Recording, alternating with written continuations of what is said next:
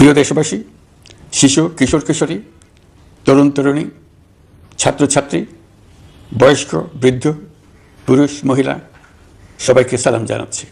আসসালামু আলাইকুম। শুরুতেই স্মরণ করছি মুক্তিযুদ্ধের লাখো লাখো শহীদ এবং গত জুলাই আগস্ট মাসে ফ্যাসিবাদের বিরুদ্ধে ছাত্র শ্রমিক জনতার অভ্যুত্থানে নিহত সকল শহীদকে। সবাইকে জানাচ্ছি আমার সশ্রদ্ধ সালাম ও গভীর শ্রদ্ধা। আরও স্মরণ করছি তাদের, ফ্যাসিবাদী শক্তির বিরুদ্ধে লড়াই করে যারা আহত হয়েছে, পঙ্গুত্ব বরণ করেছে, চোখের দৃষ্টি হারিয়েছে, যারা 9 দফা নিয়ে দাঁড়িয়েছে, যারা 1 দফা নিয়ে দাঁড়িয়েছে, যারা দেশকে এক হিংস্র স্বৈরাচারের হাত থেকে বাঁচিয়েছে। কৃতজ্ঞ চিত্তে স্মরণ করছি আপনাদের ভাই বোনদের, আপনাদের সন্তানদের যারা এই বিপ্লবে অংশগ্রহণ করেছে। আমরা অন্তর্বর্তীকালীন সরকারের প্রথম 100 দিন অতিক্রম করলাম। আপনারা জানেন কি কঠিন এক পরিস্থিতিতে আমাদের দায়িত্ব গ্রহণ করতে হয়েছে। ছাত্র শ্রমিক জনতার অভূতপূর্ব গণ অভ্যুত্থানের পর ফ্যাসিস্ট সরকার প্রধান পালিয়ে গেলে দেশ সরকার শূন্য হয় সাময়িকভাবে। পুলিশ প্রশাসন এ সময় সম্পূর্ণ নিষ্ক্রিয় হয়ে পড়লে উদ্বেগজনক এক পরিস্থিতির সৃষ্টি হয়। স্বৈরশাসনে বিপর্যস্ত এই দেশকে আমাদের সবাইকে মিলে পুনর্গঠন করতে হচ্ছে। জুলাই আগস্ট বিপ্লবের পর আমরা এমন একটি দেশ হাতে পেয়েছি যার সর্বত্র ছিল বিশৃঙ্খলা। স্বৈরশাসন টিকিয়ে রাখতে আইন শৃঙ্খলা বাহিনীকে জনগণের মুখোমুখি দাঁড় করিয়ে দেওয়া হয়েছিল। বিপ্লব চলাকালে প্রায় 1,500 ছাত্র শ্রমিক জনতার শহীদে মৃত্যু হয়। আমাদের সরকার প্রতিটি মৃত্যুর তথ্য অত্যন্ত যত্নের সাথে জোগাড় করছে।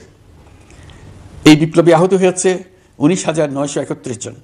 আহতদের জন্য ঢাকার 13টি হাসপাতাল সহ বিভিন্ন বিশেষায়িত হাসপাতালে চিকিৎসার ব্যবস্থা করা হয়েছে। প্রতিদিনই তালিকায় আরও নতুন নতুন শহীদের তথ্য যোগ হচ্ছে, যারা স্বৈরাচারের আক্রোশের শিকার হয়ে এই পৃথিবী ছেড়ে চলে গেছেন। প্রতিটি হত্যার বিচার আমরা করবই। জুলাই আগস্ট হত্যাকাণ্ডের বিচারের যে উদ্যোগ আমরা নিয়েছি তার কাজও বেশ ভালোভাবে এগিয়ে যাচ্ছে। পতিত স্বৈরাচার শেখ হাসিনাকেও আমরা ভারতের কাছ থেকে ফেরত চাইব। কেবল জুলাই আগস্ট হত্যাকাণ্ডই নয়, আমরা গত 15 বছরে সব অপকর্মের বিচার করব। অসংখ্য মানুষ গুম হয়েছে, খুন হয়েছে। এই সময় আমরা গুমের তদন্তে একটা কমিশন গঠন করেছি। কমিশন প্রধান আমাকে জানিয়েছেন অক্টোবর পর্যন্ত তারা 1600 গুমের তথ্য পেয়েছেন। তাদের ধারণা এই সংখ্যা 3,500 ছাড়িয়ে যাবে। অনেকেই কমিশনের কাছে গুমের অভিযোগ করতে ভয় পাচ্ছেন এই ভেবে যে অভিযুক্ত ব্যক্তিদের দ্বারা তারা আবার আক্রান্ত হতে পারেন, ক্ষতিগ্রস্ত হতে পারেন। আমি আপনাদের আশ্বস্ত করতে চাই, আপনারা দ্বিধাহীন চিত্তে কমিশনকে আপনাদের অভিযোগ জানান। কারো সাধ্য নাই আপনাদের গায়ে আবার হাত দেয়। গুম কমিশনের সদস্যদের কাছে ভুক্তভোগীদের যে বিবরণ আমরা পেয়েছি তা অত্যন্ত মর্মান্তিক।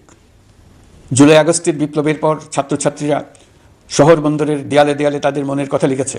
তাদেরও আগে যারা গুমের শিকার হয়েছে প্রতিটি গোপন আস্তানার দেয়ালে দেয়ালে তারা লিখে গেছেন তাদের কষ্টের মর্মস্পর্শী বিবরণ।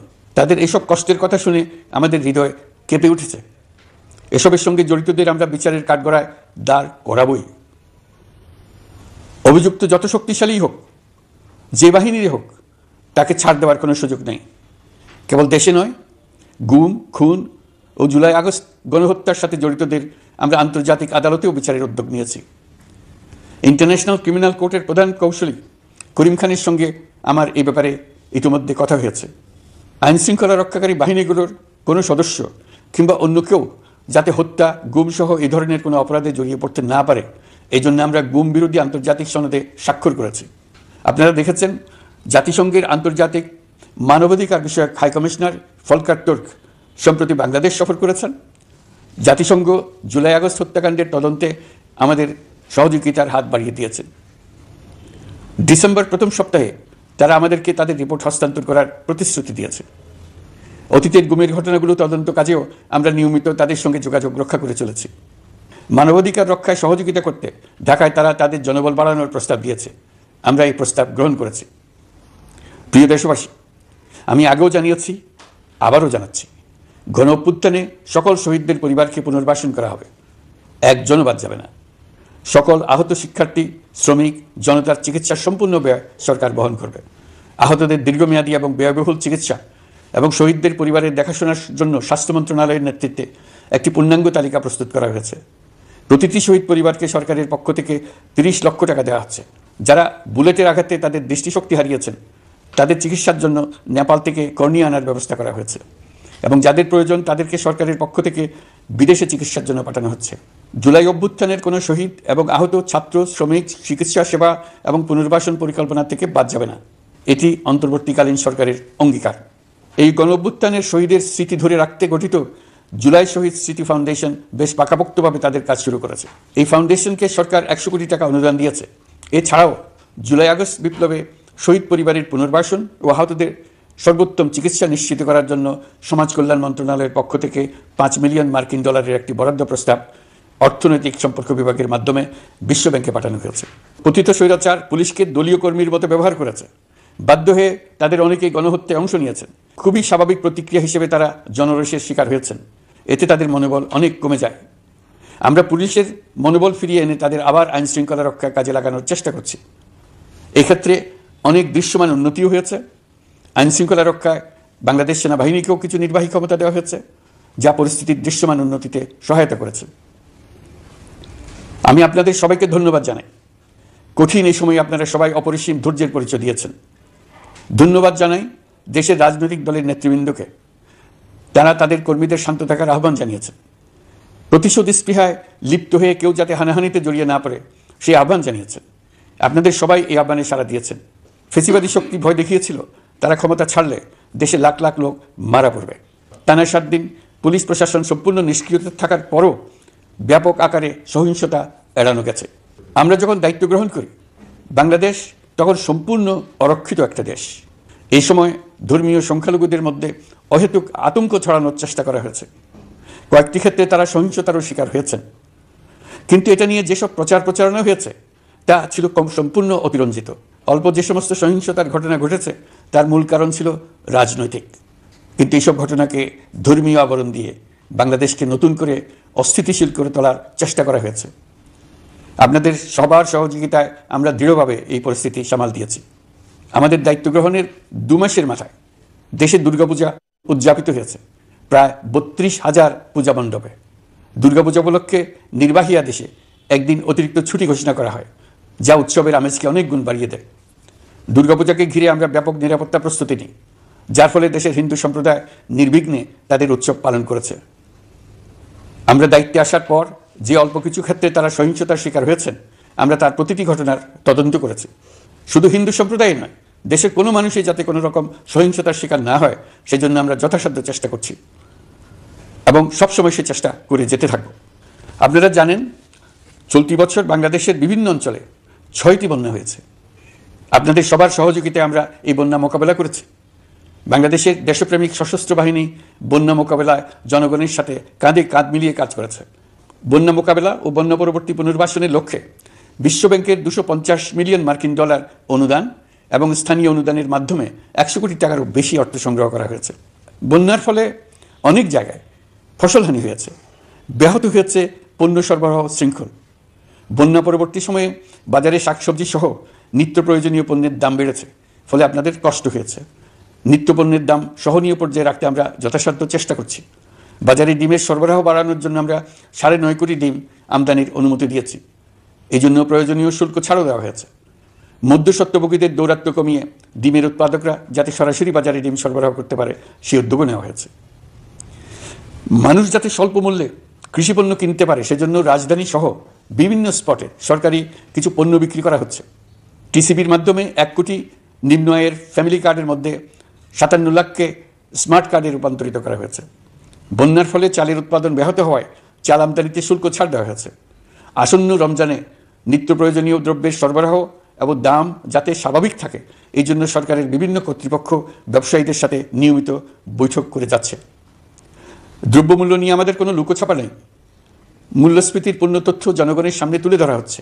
মূল্যস্ফীতি রোধে উচ্চ সুদের হার নির্ধারণ সহ একাধিক নীতিগত সিদ্ধান্ত নেওয়া হয়েছে, যার মধ্যে রয়েছে শস্য আমদানিতে এলসি সীমা অপসারণ এবং সরবরাহ চেইন।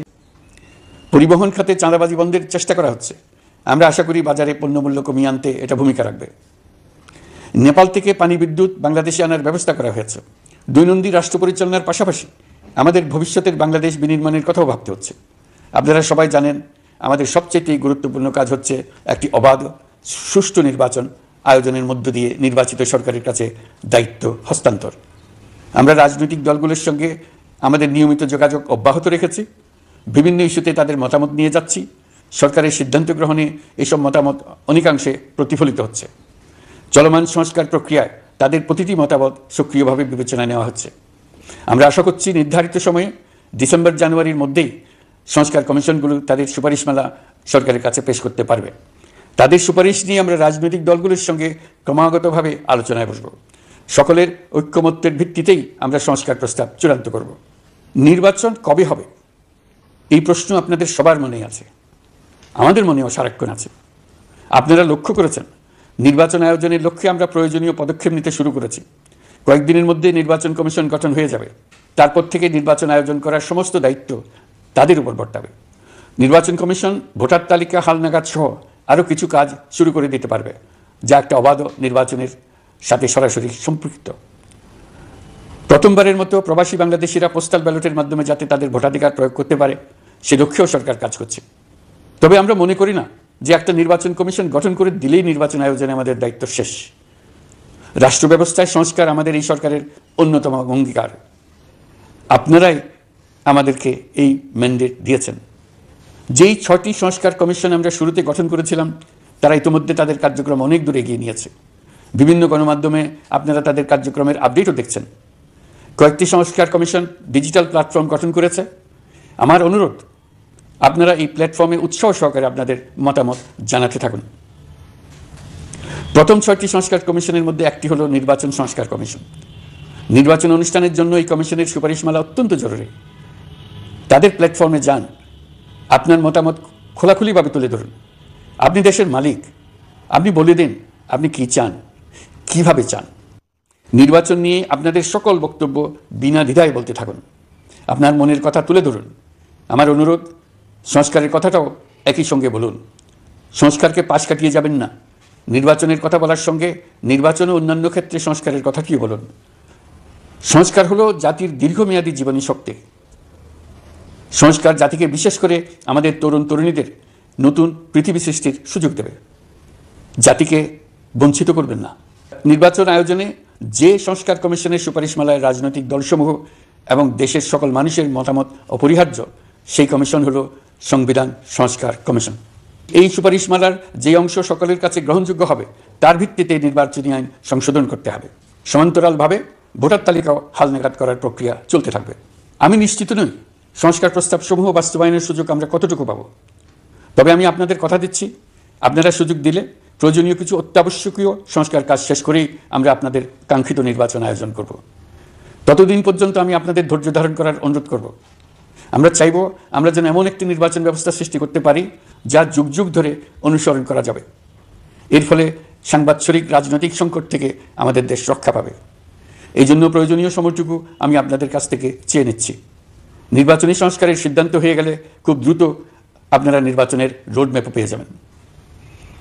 অন্তর্বর্তী সরকার সৃষ্টি হয়েছে রাজনীতিকে নীতির কাঠামোয় আনার জন্য এবং রাজনীতির জন্য নতুন পরিবেশ সৃষ্টির নিবিড় আকাঙ্ক্ষা থেকে। এই আকাঙ্ক্ষা পূরণ করা থেকে জাতিকে বঞ্চিত করবেন না। নির্বাচনের ট্রেন যাত্রা শুরু করেছে, এটা আর থামবে না। কিন্তু যেতে যেতে আমাদের অনেকগুলো কাজ সেরে ফেলতে হবে। এই ট্রেন শেষ স্টেশনে কখন পৌঁছবে সেটা নির্ভর করবে কত তাড়াতাড়ি আমরা তার জন্য রেল লাইনগুলো বসিয়ে দিতে পারি, আর তা হবে রাজনৈতিক দলসমূহের ঐক্যমত্যের মাধ্যমে। ইতিমধ্যে অন্যান্য সংস্কার কমিশনের সুপারিশমালা নিয়ে আলাপ চলতে থাকবে। নির্বাচন ছাড়াও আরও গুরুত্বপূর্ণ সংস্কার করার ব্যাপারে ঐক্যমত গঠনের জন্য অতিরিক্ত সময় প্রয়োজন হতে পারে। দেশবাসীর কাছে, বিশেষ করে রাজনৈতিক দলগুলির কাছে আমরা ক্রমাগতভাবে প্রশ্ন তুলতে থাকব, কী কী সংস্কার নির্বাচনের আগে আপনারা করে নিতে চান। নির্বাচনের আয়োজন চলাকালীন কিছু সংস্কার হতে পারে। সংস্কারের জন্য নির্বাচনকে কয়েক মাস বিলম্বিতও করা যেতে পারে। আমরা 2 দিন পরে চলে যাব, কিন্তু আমাদের মাধ্যমে জাতির জন্য যে ঐতিহাসিক সুযোগ সৃষ্টি হলো সেই সুযোগটা যেন কোনো রকমই হাতছাড়া করে না দিই, এটার ব্যাপারে দৃঢ় থাকার জন্য আমি দলমত, নারী পুরুষ, ধর্ম, তরুণ বৃদ্ধ, ছাত্র, ব্যবসায়ী, শ্রমিক, কৃষক নির্বিশেষে সবার কাছে আহ্বান জানাচ্ছি। আশা করি আপনারা আমার এই আবেদন গ্রহণ করবেন। দেশে সংগঠিত অন্যান্য অপরাধের বিচার প্রক্রিয়া ত্বরান্বিত করার জন্য দেশের বিভিন্ন জেলায় সহস্রাধিক প্রসিকিউটর নিয়োগ দেওয়া হয়েছে। হাইকোর্টে ইতিমধ্যে নিয়োগ দেওয়া হয়েছে 23 জন নতুন বিচারক। বিচার বিভাগকে ঘুষ ও দুর্নীতিমুক্ত করার জন্য সম্ভব সব ধরনের চেষ্টাই করা হচ্ছে। বিচারপতিদের নিয়মতান্ত্রিক উপায়ে শাস্তিমূলক ব্যবস্থা গ্রহণের জন্য সুপ্রিম জুডিশিয়াল কাউন্সিল পুনর্বহাল করা হয়েছে। শুধু বিচার বিভাগই নয়, সর্বগ্রাসী দুর্নীতির হাত থেকে দেশের সব খাতকেই রক্ষা করতে আমরা সচেষ্ট হয়েছি। দুর্নীতি দমন কমিশন পুনর্গঠনের কাজ প্রায় শেষ পর্যায়ে। দুর্নীতি ও অর্থ পাচারে অভিযুক্ত প্রভাবশালী 150 ব্যক্তির তালিকা তৈরি এবং 79 জনের বিরুদ্ধে অনুসন্ধান শুরু হয়েছে। 15% হারে আয়কর পরিশোধ করে অপ্রদর্শিত পরিসম্পদ অর্থাৎ কালো টাকা সাদা করার বিধান বাতিল করা হয়েছে। সরকারি কার্যক্রমকে গতিশীল করতে বিভিন্ন পর্যায়ের 19,084 জন কর্মকর্তা কর্মচারীকে পদোন্নতি, 13,429 জনকে বদলি এবং 12,636 জনের বিরুদ্ধে শাস্তিমূলক ব্যবস্থা গ্রহণ করা হয়েছে। সাংবিধানিক প্রতিষ্ঠান পাবলিক সার্ভিস কমিশন পুনর্গঠন করা হয়েছে। কুখ্যাত সাইবার সিকিউরিটি আইন বাতিলের নীতিগত সিদ্ধান্ত হয়েছে। এই আইনের অধীনে হওয়া যেসব মামলা মানুষের মত প্রকাশের অধিকারের সাথে সম্পর্কিত সেগুলো প্রত্যাহার করা হয়েছে। এছাড়াও 133টি আইন বিধিবিধান তৈরি ও সংশোধন করা হয়েছে। 353টি গুরুত্বপূর্ণ নীতি নির্ধারণের সিদ্ধান্ত গ্রহণ করা হয়েছে। ছাত্রছাত্রীদের দাবি মেনে ইতিমধ্যে সরকারি চাকরির বয়সসীমা 32-এ উন্নীত করা হয়েছে।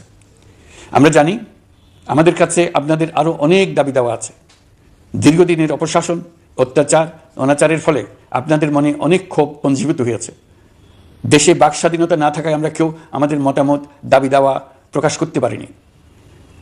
আমরা আপনাদের প্রতিটি দাবির প্রতি সহানুভূতিশীল। আমরা ধৈর্য সহকারে আপনাদের কথা শুনতে চাই, কিন্তু সেজন্য আপনারা সড়ক অবরোধ করে জনদুর্ভোগ সৃষ্টি করলে আমাদের সকলেরই অসুবিধা হয়। আমাদের একান্ত অনুরোধ, আপনারা নির্দিষ্ট চ্যানেল মেনটেন করে আপনাদের দাবি দেওয়া পেশ করবেন। আমাদের বৃহৎ রপ্তানি পণ্য গার্মেন্টস শিল্পে গত কিছুদিন ব্যাপক অস্থিরতা বিরাজ করছে। ফ্যাসিস্ট সরকারের সুবিধাভোগী বেশ কিছু গার্মেন্টস মালিক পালিয়ে যাওয়ায় শ্রমিকদের বেতন ভাতা নিয়ে অনিশ্চয়তা তৈরি হয়েছে। অন্য অনেক কারখানাও শ্রমিকদের ন্যায্য বেতন সহ অন্যান্য সুবিধা থেকে বঞ্চিত ছিল। শ্রমিকরা তাদের দীর্ঘদিনের বঞ্চনার প্রতিবাদ জানাতে এবং অনিশ্চয়তা থেকে মুক্তি পেতে রাস্তায় নেমে আসে। আমরা তাদের কথা শুনেছি, তাদের আলোচনার টেবিলে নিয়ে আসতে পেরেছি। আমরা অত্যন্ত আনন্দিত যে মালিক শ্রমিকের মধ্যে 18 দফার একটা ব্যাপক ভিত্তিক চুক্তি স্বাক্ষরিত হয়েছে। বড় ধরনের কোনো সহিংসতা ছাড়াই আমরা শ্রমিক অসন্তোষ নিরসন করতে পেরেছি। তারা আবার উৎপাদনে ফিরেছে।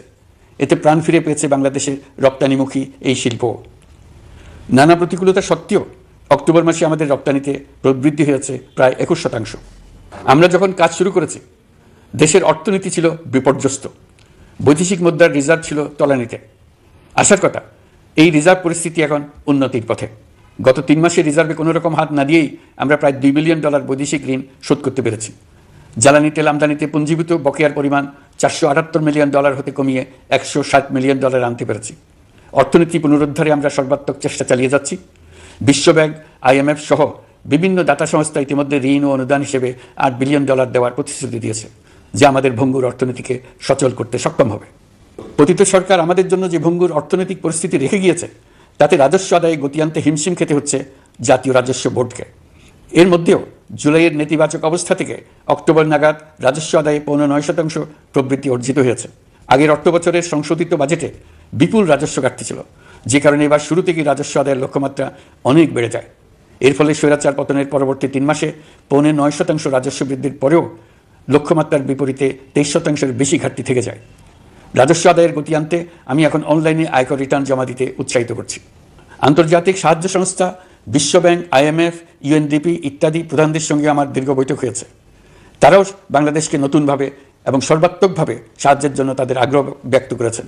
চীনের পররাষ্ট্রমন্ত্রীর সঙ্গে একান্ত বৈঠকে চীনের পক্ষ থেকে যাবতীয় সাহায্যের আশ্বাস দিয়েছেন। 100 দিন আগে আর্থিক দিক থেকে আমরা যে লণ্ডভণ্ড অবস্থা থেকে যাত্রা শুরু করেছিলাম সেটা এখন অতীত ইতিহাস হয়ে দাঁড়িয়েছে। এই 100 দিনে অর্থনীতি সবল অবস্থানে চলে আসছে। এটা সম্পূর্ণ নিজস্ব নীতিমালা দিয়ে হয়েছে। বলা বাহুল্য, এখনও আমাদের বন্ধুদের কাছ থেকে যে সাহায্যের আয়োজন হয়েছে তা আসা শুরু করেনি। বন্ধু রাষ্ট্রগুলো শুধু যে আমাদের বড় বড় অঙ্কের সাহায্য দিয়ে আসছে তাই নয়, তারা এই সাহায্য দ্রুততম সময়ে আসা শুরু করবে এই প্রতিশ্রুতিও আমাকে দিয়েছেন। এই সাহায্য আসা শুরু করলে আমাদের অর্থনীতি অত্যন্ত মজবুত এবং আকর্ষণীয় অর্থনীতিতে পরিণত হবে। বিদেশি বিনিয়োগকারীরাও নানা রকম বিনিয়োগে উৎসাহিত হয়ে এগিয়ে আসবে। বিনিয়োগকারীদের সঙ্গে এখন থেকে আমরা আলোচনা শুরু করে দিয়েছি।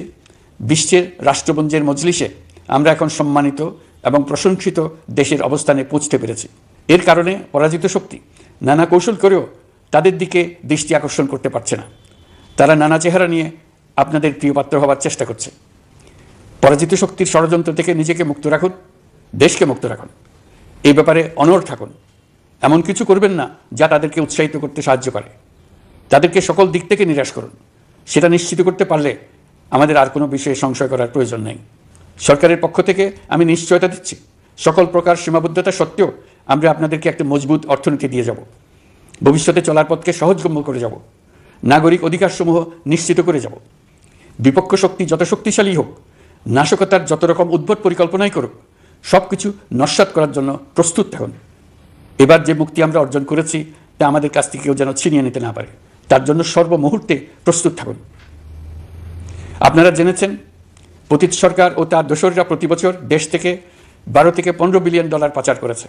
দুর্নীতি বিরোধী সংস্থা ট্রান্সপারেন্সি ইন্টারন্যাশনাল বাংলাদেশ সম্প্রতি এই তথ্য দিয়েছে। পাচার হয়ে যাওয়া এই অর্থ ফিরিয়ে আনার জন্য সম্ভব সকল ধরনের উদ্যোগ আমরা গ্রহণ করেছি। এই কাজে সফল হতে পারলে আমাদের অর্থনীতি আরও গতি পাবে। এই কাজে আমরা বিভিন্ন আন্তর্জাতিক সাহায্য সংস্থার সাহায্য দিচ্ছি। আমি ধন্যবাদ জানাতে চাই বিশ্ব নেতৃবৃন্দকেও। বাংলাদেশের এই সংকটময় সময়ে তারা প্রায় সবাই সহযোগিতার হাত বাড়িয়ে দিয়েছেন। আমি যখন সেপ্টেম্বরে জাতিসংঘের সাধারণ পরিষদের অধিবেশনে যোগ দিই, সে সময় মার্কিন যুক্তরাষ্ট্র, European Union, Canada, Italy, Holland, জাতিসংঘের মহাসচিব সহ বিশ্বের অনেক দেশের সরকার প্রধানের সঙ্গে আমার বৈঠক করার সুযোগ হয়। তারা স্বতঃস্ফূর্তভাবে আমাদের প্রতি সর্বাত্মক সহযোগিতা প্রদানের অঙ্গীকার ব্যক্ত করেছেন। নেপাল, মালদ্বীপ, পাকিস্তান সহ প্রতিবেশী বেশ কয়েকটি দেশের সরকার প্রধানের সঙ্গে আমার বৈঠক হয়েছে, যেখানে আমি সার্ককে পুনর্জীবিত করার কথা বলেছি। দেশে ফিরে আসার পর এইসব দেশের রাষ্ট্রদূতগণ যারা ঢাকায় আছেন, শতপ্রবৃত্ত হয়ে আমার সঙ্গে দেখা করে তাদের সরকার প্রধানদের অঙ্গীকার পুনর্ব্যক্ত করে গেছেন। তারা সম্পূর্ণ নতুনভাবে আমাদের জন্য সহায়তার নতুন ছক তৈরি করার কাজ শুরু করেছেন। যেসব রাষ্ট্রদূত দিল্লিতে অফিস করেন, তারা দিল্লি থেকে এসে দেখা করে গেছেন। ইউরোপিয়ান ইউনিয়নের 20 দেশের 20 জন রাষ্ট্রদূত দিল্লিতে থাকেন। 7 দেশের 7 রাষ্ট্রদূত ঢাকায় আছেন। দিল্লি থেকে একসঙ্গে 20 জন রাষ্ট্রদূত সহ মোট 27 রাষ্ট্রদূত সমবেতভাবে আমার সঙ্গে বৈঠক করার জন্য আগামী কয়েকদিনের মধ্যে ঢাকায় আসছেন। আগে কখনো ইউরোপিয়ান ইউনিয়নের 27 জন রাষ্ট্রদূত একত্র হয়ে সরকারের সঙ্গে আলোচনায় বসেনি। দিল্লি থেকে বিশাল সংখ্যক রাষ্ট্রদূত একসঙ্গে বৈঠক করার জন্য কোনোদিন আসেনি। এবার এই কাজটি করার পেছনে আছে ইউরোপিয়ান ইউনিয়নের সমর্থন প্রকাশ করা এবং অর্থনৈতিক ক্ষেত্রে উচ্চ পর্যায়ের সহযোগিতা গড়ে তোলা। ইতিমধ্যে আমার সঙ্গে দেখা করেছেন সৌদি আরব, সংযুক্ত আরব আমিরাত, ব্রাজিল, তুরস্ক, রাশিয়া, ফিনল্যান্ড, সিঙ্গাপুর, লিবিয়া সহ অনেক দেশের রাষ্ট্রদূত। দ্বিপাক্ষিক নানা সহযোগিতা সহ বাণিজ্য বিনিয়োগ বৃদ্ধির আশ্বাস তারা দিয়েছেন। আমরা প্রবাসী বাংলাদেশিদেরও বেসরকারি খাতে বিনিয়োগ করার জন্য আহ্বান জানাচ্ছি। বাংলাদেশের অর্থনৈতিক উন্নয়নে তরুণদের কর্মসংস্থানের মূলে রয়েছে বেসরকারি খাত। আমাদের বিনিয়োগ বোর্ডের নির্বাহী চেয়ারম্যান 2 শতাধিক বেসরকারি প্রতিষ্ঠানের প্রধান নির্বাহী, উদ্যোক্তা ও বিনিয়োগকারীর সঙ্গে পৃথক পৃথকভাবে বৈঠক করেছেন। নীতির ধারাবাহিকতার অভাব, সরকারি বেসরকারি পর্যায়ে মত বিনিময়ের অভাব, সরকারি অফিসের জটিল প্রক্রিয়া এবং সর্বোপরি দুর্নীতি বিদ্যমান বিনিয়োগকারীদের সমস্যায় ফেলেছে। বিনিয়োগকারীদের উদ্বেগ নিরসনে আমরা অনেকগুলো কাজ করেছি। ইতিমধ্যে সত্যিকারের ওয়ান স্টপ সার্ভিস চালু হয়েছে। বিনিয়োগ সংক্রান্ত চ্যালেঞ্জ সমাধানে আন্তঃমন্ত্রণালয় কমিটি গঠন করা হয়েছে। বেসরকারি খাতের উপদেষ্টা কাউন্সিল ও ডিজিটালাইজেশনের মাধ্যমে সরকারি অফিসে না এসে প্রয়োজনীয় কর্মসম্পাদনের পদক্ষেপ নেওয়া হয়েছে। বিনিয়োগ উন্নয়ন সংস্থা আমাদের অগ্রগতির বিষয়ে সবাইকে মাসিক ভিত্তিতে আপডেট করে যাচ্ছে। আমরা প্রবাসীদের কল্যাণে কাজ করছি। আমার অনুরোধে সংযুক্ত আরব আমিরাত সাজাপ্রাপ্ত 57 জন সহ অন্যান্য বাংলাদেশিকে মুক্তি দিয়েছে। এইসব বাংলাদেশি যাবজ্জীবন কারাবাসের ঝুঁকি নিয়ে ফেসিবাদের বিপক্ষে প্রতিবাদ করেছিল। বাংলাদেশিরা এরকম প্রতিবাদ আরও অনেক দেশেই করেছেন। আমরা তাদের প্রতি কৃতজ্ঞ। কয়েকদিন আগে বাকুতে সংযুক্ত আরব আমিরাতের প্রেসিডেন্ট জনাব শেখ মোহাম্মদ বিন জায়েদ আল নাহিয়ানের সঙ্গে আমার কথা হয়েছে। তাকে বাংলাদেশের পক্ষ থেকে ধন্যবাদ জানিয়েছি। তিনি বলেছেন বাংলাদেশের জন্য যে কোনো সাহায্য লাগলে আমি যেন তাকে জানাই। প্রবাসীদের কল্যাণে আমাদের সরকার সম্ভব সব ধরনের উদ্যোগ গ্রহণ করে যাচ্ছে। আপনারা জানেন মালয়েশিয়ার প্রধানমন্ত্রী আনোয়ার ইব্রাহিম সম্প্রতি বাংলাদেশ সফর করেছেন। 18,000 বাংলাদেশি যারা সব ধরনের আনুষ্ঠানিকতা মেনে চলার পরেও স্বৈরাচারী সরকারের অব্যবস্থাপনার জন্য মালয়েশিয়া যেতে পারেন নাই, তিনি তাদের জন্য মালয়েশিয়ার দ্বার আবার উন্মুক্ত করার আশ্বাস দিয়েছেন। এই লক্ষ্যে আমরা কাজও শুরু করেছি। আপনারা জেনে থাকবেন মালয়েশিয়া আগামী বছর দক্ষিণ পূর্ব এশিয়ার আঞ্চলিক সহযোগিতা সংস্থা আসিয়ানের চেয়ারম্যানের দায়িত্ব নিতে যাচ্ছে। আমরা ইতিমধ্যে আসিয়ানের সদস্যপদের জন্য আবেদন করেছি।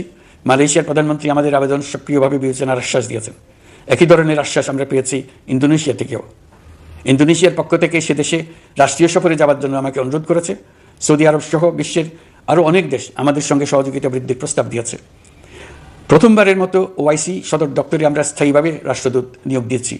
তুরস্কের রাষ্ট্রপতি রিসেপ তাইয়েপ এরদোগানের সাথে আগে আমার টেলিফোনে আলাপ হয়েছে। এবার COP29 সম্মেলনে গিয়ে তিনিও তার স্ত্রীর সঙ্গে অত্যন্ত অন্তরঙ্গ পরিবেশে আলোচনা হয়েছে। বাংলাদেশের প্রতি তার বিশেষ সমর্থনের কথা তিনি বারবার প্রকাশ করেছেন। তুরস্কের একটি বাণিজ্য প্রতিনিধি দল ইতিমধ্যে বাংলাদেশ সফর করেছে।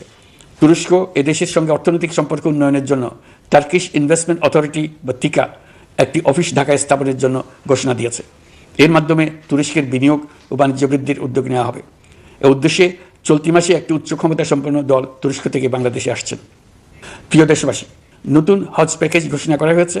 তাতে হজের ব্যয় 1 লাখ টাকারও বেশি কমিয়ে আনা হয়েছে। পাশাপাশি আমরা এই সিদ্ধান্ত গ্রহণ করেছি, এই বছর সরকারি খরচে কাউকে হজে পাঠানো হবে না।